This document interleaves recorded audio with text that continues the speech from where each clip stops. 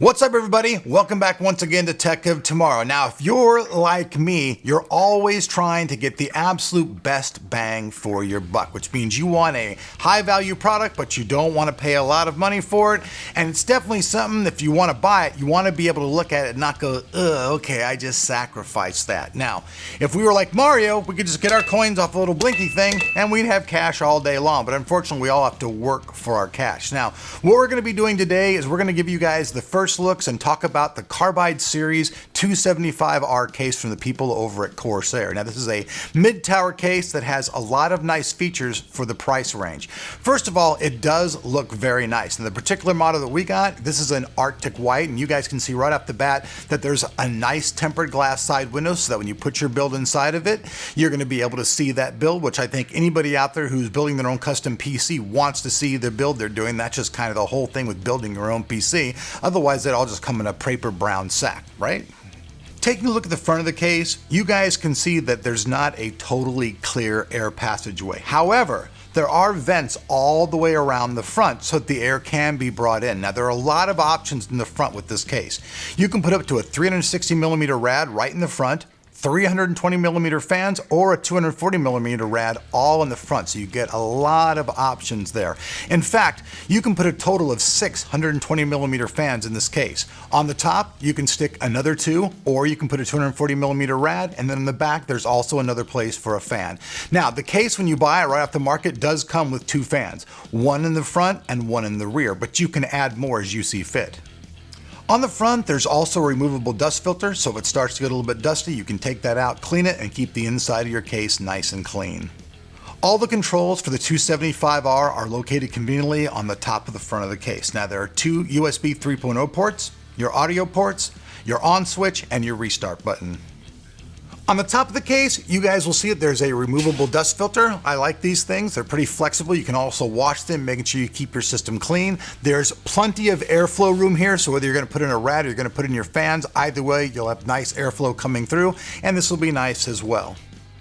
Now, the back of the case, it just has a simple metal cover, just like most cases do. And on the back, you guys can see that there's room for your I/O on the top. You have your 7 expansion slots, and at the very bottom is where your power supply goes. Now, you can have up to a 180 millimeter power supply go inside of here, so even a full-length power supply should do just fine. One thing you guys want to take note of, because this is something becoming very popular, and even though people do say that the video cards are kind of up against the glass, it's very nice to have the option of being able to vertically mount your video card in your system. Actually, I think it's pretty badass. Now, for those of you wondering what the size of the actual case is, it's 460 millimeters by 211 millimeters by 455 millimeters. Also, the maximum GPU length, which is how long your video card can be inside the system, is 370 millimeters. The 275R also features a maximum CPU cooler height of 170 millimeters. Now, this is the distance between your CPU cooler and the glass window. Okay, so we've taken off the glass panel on the side, and you guys can see that internally the 275R is very, very clean. You can see on the front panel how you could add more fans to it. There's also that removable filter that I told you about, and like I said before, you can fit a really nice 360 millimeter radiator in the front if you want, so that's kind of really cool.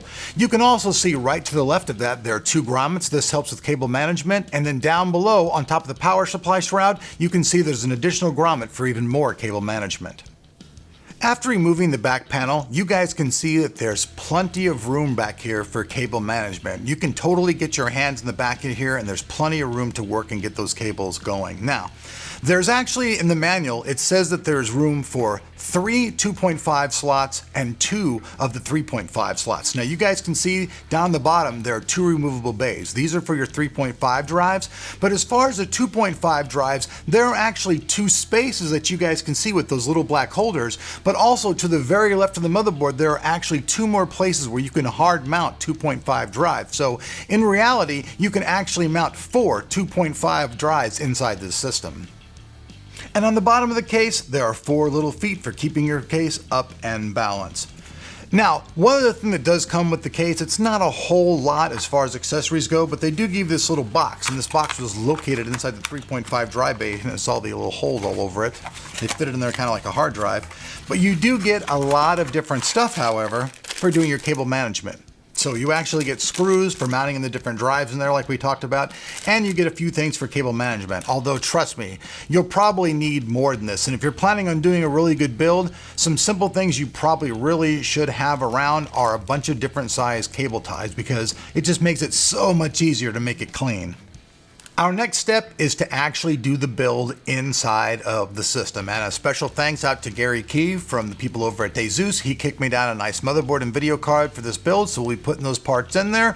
And also Corsair has given me a few other parts to help with the build as well. So the next step will be doing the build. Now, the only caveats that I can see that anybody's going to really have about this particular case at this price is that yes, in the front, it's not completely clear the airflow, but when you've got those fans bringing air in, those holes that are around the side, the vents, they're going to allow the air to be pulled into the case pretty freely. Now, I know that, having it completely open is probably the most optimal if you want it to, be A+++, but still, I'd say this design is pretty much A-.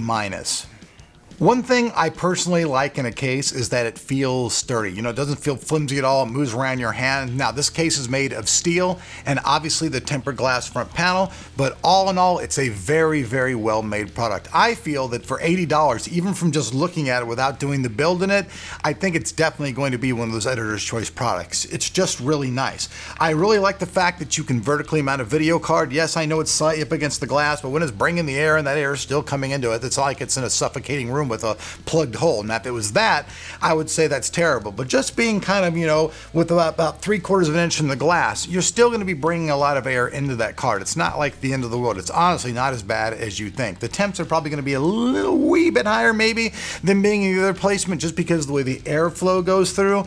But let's just face it, a vertical mounted video card just looks totally, like I said before, it looks kick-ass. And I want the system we build it to be totally clean and totally kick-ass. So that will be our next video, the build in the 275R. All right, folks, so like every video, down below that like button will have all the information on this case. So if you guys want to check one out, buy one, or just look up more information, although I think I've covered pretty much everything there was to cover with this, hey, the information will be there if you want to see it. And hey, if you're not subbed, hey, we'd love to see you guys back here on the channel. Remember, over on Twitter, we're always doing giveaways. Every week, I'm giving away games, mice, and all kinds of stuff. So if you're not following us on Twitter, hey, you should do so. We're also on Facebook. Peace.